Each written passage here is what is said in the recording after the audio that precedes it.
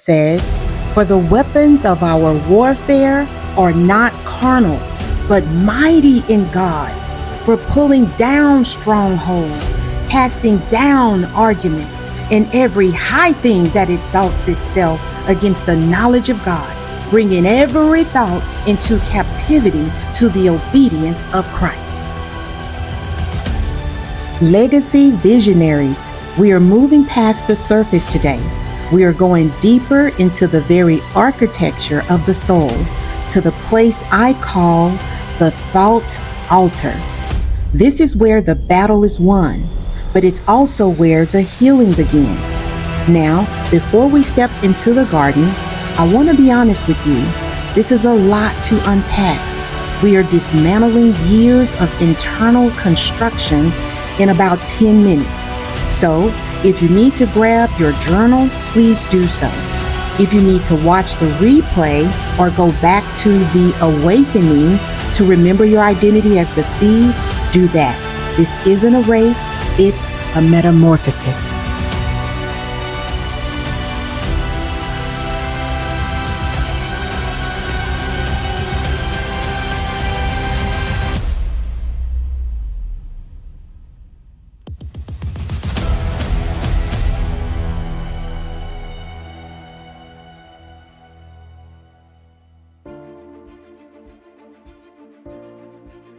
Hello, everyone. Welcome back to the Gethsemane Garden. My heart is so full after seeing how many of you stepped into the awakening with me last week.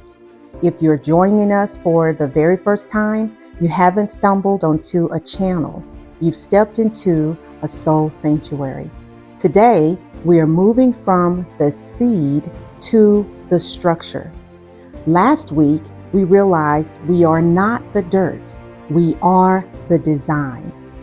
I want to ask you a vulnerable question.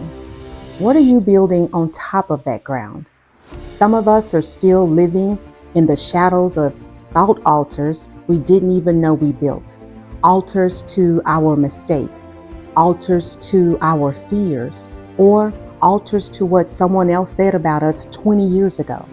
Today, I want to take your hand and show you that you have the authority to pull those down. We're in the Gethsemane of our minds today. And while there may be some weight here, there is also the power to resurrect your peace. I'm so glad you're here. Let's go deeper.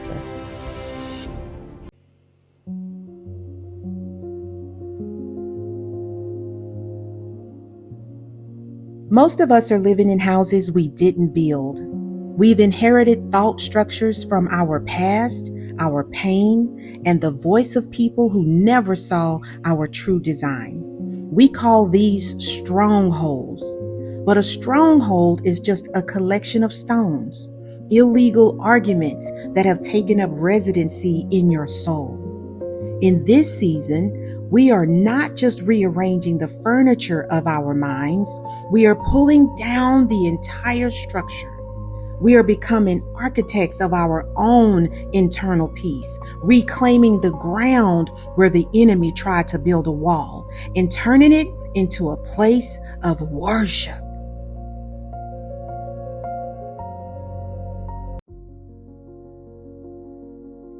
In the Old Testament, the people built high places to false gods. Today, we build high places in our minds, high thoughts, high arguments, and high insecurities that exalt themselves above the truth. While Romans 12:2 is the foundation for renewing the mind, to go deeper in this series, we look to 2 Corinthians 10 verses 4 through 5 that tells us our weapons are not carnal. They are mighty for pulling these down. When Paul says the weapons aren't carnal or fleshly, he means we can't think our way out of a problem we thought our way into using the same broken tools. Paul says these weapons are mighty through God. One of these weapons is truth. A lie can only live as long as it isn't challenged. When you bring the truth of the design into a dark thought altar, the lie has no choice but to dissolve. Another weapon is the word, not just reading it, but speaking it. When you speak the word into your Gethsemane garden, you aren't just making noise. You are releasing a frequency that strongholds cannot withstand. Another weapon is the weapon of silence. Sometimes the mightiest weapon is the refusal to give a lie your breath. When you stop feeding the argument, the stronghold starves. These weapons are not about your willpower or your personality. They are about the authority of the one who designed you. You aren't fighting for victory. You're fighting from it. There is a beautiful intersection where faith meets the way our brains are wired. We are discovering that when we obey God's command to cast down arguments, we are participating in a divine rewiring. It's a transformation that goes beyond positive thinking. It's about structural change. My daughter and I are in a deep season of divine downpour, developing a framework for this very process. A movement is rising dedicated to this work. You'll hear more about this soon. But for now, know that your mind is more flexible than your problems are permanent.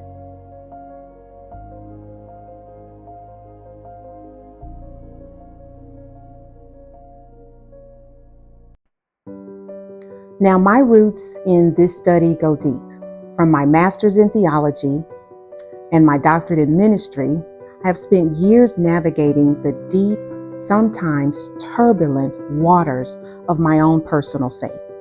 I've had to learn how to know God, not just in the pages of a book, but in the quiet of my own soul.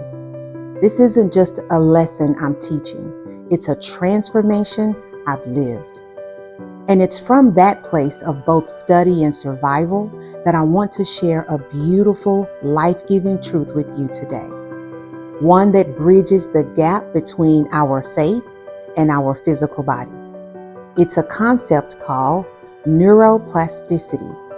Now, don't let that big word intimidate you. It's actually a fancy way of saying that our brain is plastic or moldable. For years, we were told that our brains were set in stone once we reached a certain age. But God's design is much more merciful than that. Science is finally catching up to the Word of God. When the Bible tells us to be transformed by the renewing of our minds, it isn't just a metaphor. It is a biological invitation. Neuroplasticity of faith means that every time you choose to cast down a lie and replace it with a jewel of truth, you are physically rewiring your brain. You are carving out new paths of peace where there used to be canyons of anxiety. You aren't stuck with the mind you had yesterday. Your brain is a garden, and today we are starting to pull the weeds of illegal arguments and planting the seeds of the design. You are literally cell by cell becoming a new creation from the inside out. We have identified the strongholds and we've seen the miraculous science of how our brains can change. But now we come to the most sacred part of the process, the thought altar. An altar always requires a sacrifice. In the ancient world, the fire only fell when something was laid down. In this digital sanctuary today, our sacrifice isn't a physical one. It is the sacrifice of obedience. It is the act of taking that illegal argument, that one thought that has been a high place in your life, and laying it down. When you lay down a thought, you're saying, I no longer give this my attention. I no longer give this my worship. This is how we seal the work. As you hold your stone or simply hold your heart, I want you to name that thought. Maybe it's the thought that I'm too old, or it's too late, or I'm not enough. Lay it on the altar.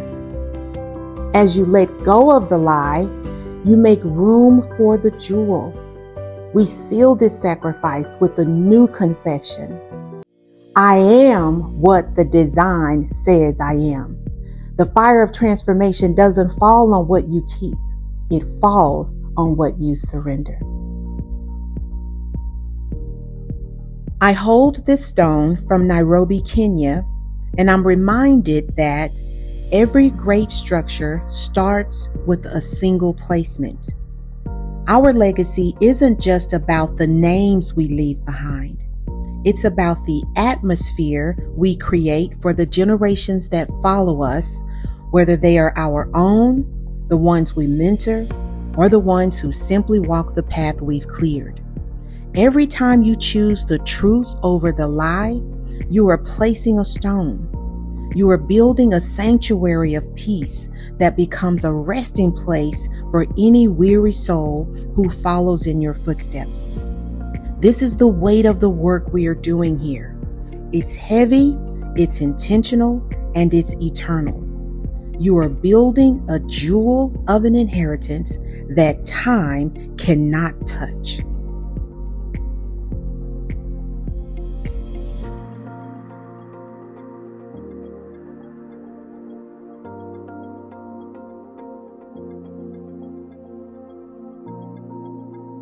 As I sit here in the soul seat today, I want to look you in the heart and ask, what is the high thing in your life right now that's trying to tell you it's bigger than God? Is it a fear, a diagnosis, a memory? Whatever it is, it's just a stone. And today we're taking it back. To any legacy visionary who is struggling, I need you to understand that you are not bringing a knife to a gunfight. You're bringing the Creator's blueprint to a crumbling building. And for my sisters and brothers who feel their legacy is quiet, know that your thought altar is a beacon for every soul that will ever cross your path. You are a mother and a father in the spirit. Thank you all so much for joining me today in the Gethsemane Garden. If you know someone who is struggling with the weight of their own thoughts, please share this with them. May you see yourself through the eyes of the one who created you today. These are truly the jewels of life. Goodbye, everybody.